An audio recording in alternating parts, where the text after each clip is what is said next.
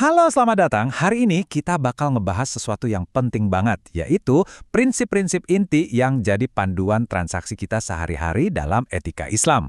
Ini bukan cuma soal aturan kaku loh, tapi lebih ke gimana cara kita membangun kepercayaan dan keadilan di setiap interaksi ekonomi. Coba deh, kita renungkan bareng-bareng. Waktu kita beli kopi, jualan barang di online shop, atau bahkan sekedar pinjam uang ke teman, pernah nggak kepikiran apa sih yang bikin semua itu terasa adil dan benar? Nah, disinilah kita akan membedah fondasinya. Oke, kita mulai dari yang paling dasar ya. Semua transaksi yang adil itu akarnya cuma satu. Jujur. Ini benar-benar pilar utama yang menopang semuanya. Tanpa kejujuran, semuanya bisa runtuh.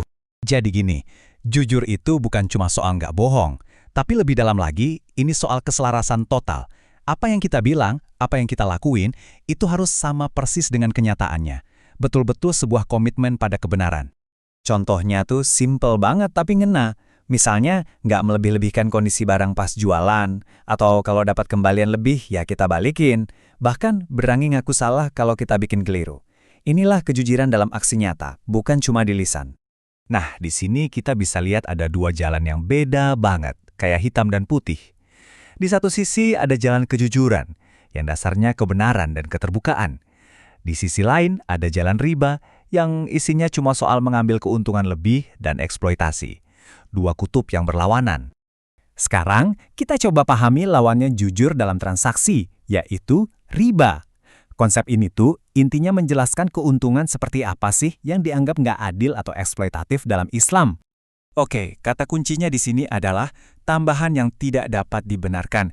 Jadi ini bukan soal untung biasa ya. Ini keuntungan yang didapat dari posisi yang nggak seimbang, seringkali justru dari kesulitan orang lain, atau cuma karena berjalannya waktu aja, tanpa ada nilai tambah yang nyata. Nah, ini dia landasan utamanya. Ayat ini jelas banget ngebedain mana perdagangan yang halal, di mana ada pertukaran nilai yang real, dan mana riba, yang jelas-jelas dilarang. Artinya, berdagang dan cari untung itu boleh banget, tapi ada batas etis yang nggak boleh kita langgar.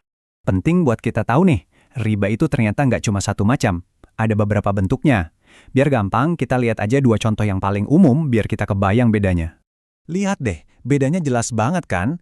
Kalau riba fadl, itu soal ketidakadilan dalam kualitas atau kuantitas pas kita nukar barang sejenis. Sedangkan riba nasiah, nah ini yang mungkin lebih kita kenal sebagai bunga, ini keuntungan yang didapat murni karena faktor waktu dalam sebuah pinjaman. Oke, teorinya udah dapat, terus gimana cara nerapin prinsip ini di dunia nyata? Yuk, kita lihat gimana keadilan ini diwujudkan dalam jual beli dan urusan utang piutang sehari-hari. Ini nih, bisa dibilang kayak checklist buat transaksi yang sehat. Pastiin timbangannya pas, barangnya sesuai deskripsi, nggak ada yang ditutup-tutupin ke pembeli, dan yang paling penting, harganya itu hasil kesepakatan bersama. Kuncinya itu transparansi. Nah, kalau buat utang piutang, pola pikirnya geser total. Ini bukan soal cari untung, tapi soal tolong-menolong. Pinjaman itu dikasih tanpa bunga, si peminjam punya komitmen buat bayar, dan pemberi pinjaman pun nggak menekan kalau yang utang lagi susah. Ini soal solidaritas, bukan eksploitasi. Jadi pada akhirnya, semua ini kembali ke pilihan. Kita dihadapkan pada dua jalan yang ujungnya bakal membawa hasil yang beda banget. Bukan cuma soal finansial loh, tapi juga soal spiritual dan hubungan sosial kita. Perbandingannya jelas banget. Jalan riba mungkin kelihatannya menguntungkan dalam jangka pendek, tapi sebetulnya itu mengikis keberkahan dan menciptakan ketidakadilan. Sebaliknya, jalan kejujuran itu membangun kepercayaan, mendatangkan berkah, dan pastinya menciptakan masyarakat yang lebih adil untuk semua. Oke, kita sampai di bagian akhir. Jadi, apa nih yang bisa kita bawa pulang dari obrolan kita? Ternyata, prinsip-prinsip yang umurnya udah ratusan tahun ini masih relevan banget buat kehidupan kita sekarang yang serba kompleks. Nah, ini pertanyaan refleksi buat kita semua. Di tengah sistem keuangan yang rumit, ada pinjol, pay later, investasi macam-macam. Gimana caranya kita bisa tetap berpegang pada inti dari semua ini?